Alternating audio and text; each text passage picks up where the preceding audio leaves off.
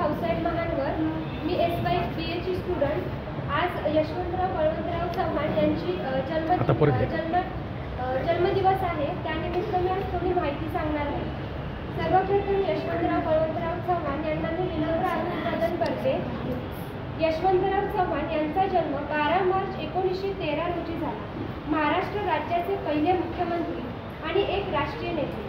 देवराष्ट्र सातारा जिल्हा येथील एका सामान्य शेतकरी कुटुंबात जन्म झाला। प्राथमिक शिक्षण कराड येथे घेऊन उच्च शिक्षण कोल्हापूर व पुणे येथे घेतले आणि BA LLB झाले। 1930 साली महात्मा गांधी सविनय कायदेभंग चळवळ सुरू केली, तेव्हा त्यात त्यांनी सहभाग घेतला। 1932 साली त्यांना पहिला तुरुंगवास घडला। या कारावासात मार्क्सवादाशी आणि मानवेंद्रनाथ रॉय यांच्या विचारांशी त्यांचा परिचय झाला आणि त्यामुळे काँग्रेसमधील रॉयपंथी गटाशी त्यांचे संबंध वाढले। दुसरे महायुद्ध सुरू होण्याच्या वेळी यशवंतराव बळवंतराव चव्हाण यांच्याकडून रॉय यांनी घेतलेली युद्धविषयक भूमिका त्यांना अमान्य झाली व ते काँग्रेसमध्येच राहिले व 1942च्या छोडो भारत आंदोलनात ते सामील झाले। सातारा जिल्ह्यातील भूमिगत चळवळीत त्यांनी महत्त्वाची कामगिरी बजावली। यातून पुढे प्रतिसरकार स्थापन झाले, पण त्यावेळी ते तुरुंगात होते, त्यामुळे प्रतिसरकाराशी त्यांचा तसा फारसा संबंध राहिला नव्हता।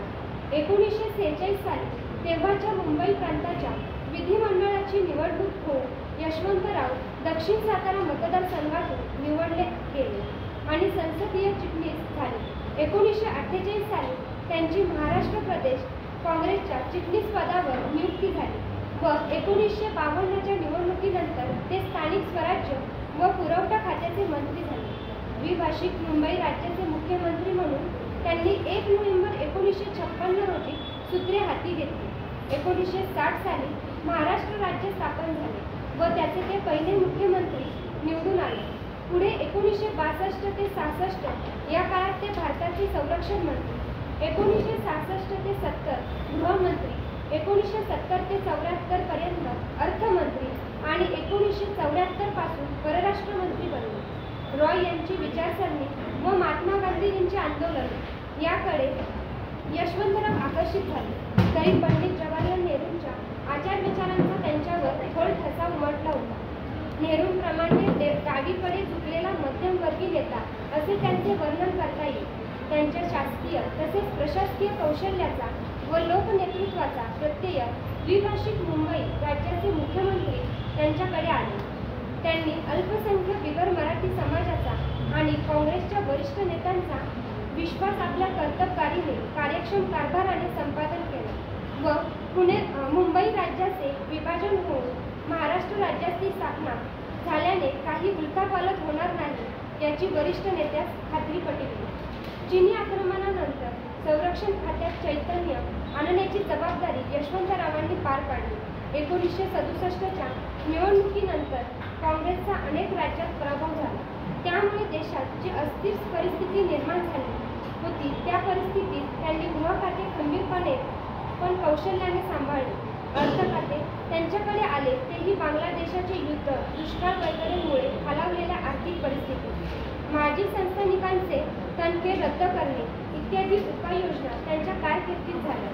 चलनवाढीला आळा घालण्याचे कडक उपाय योजनेच्या धोरणाचा प्रारंभही यशवंतरावांच्या कारकिर्दीत झाला।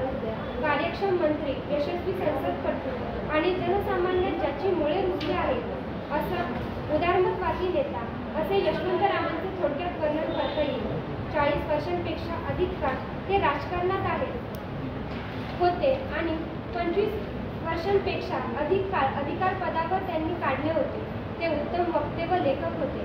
त्यांची विचारप्रवर्तक भाषणे सह्याद्रीचे वारे 1962 व युगांतर 1970 या ग्रंथातून संग्रहित केली आहे।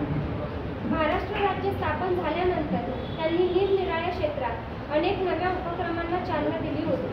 हे उपक्रम ज्याप्रमाणे सहकारी साखर कारखानदारीचे होते तसेच जिल्हा परिषदा, संस्कृती मंडळे वगैरे प्रकारचेही होते।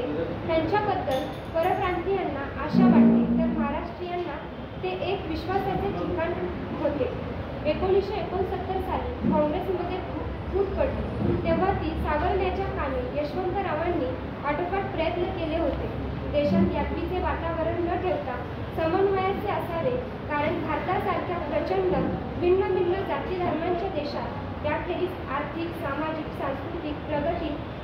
सांस्कृतिक प्रगती होणार नाही ही यशवंतरावांची धारणा होती. पुरोगामी विचारांचा ते पाठपुरावा करतात. ते पोथीनिष्ठ नाही, नीतिमूल्यांचा पुरस्कार व्यवहारात व्हावा अशी त्यांची इच्छा व प्रयत्न होते.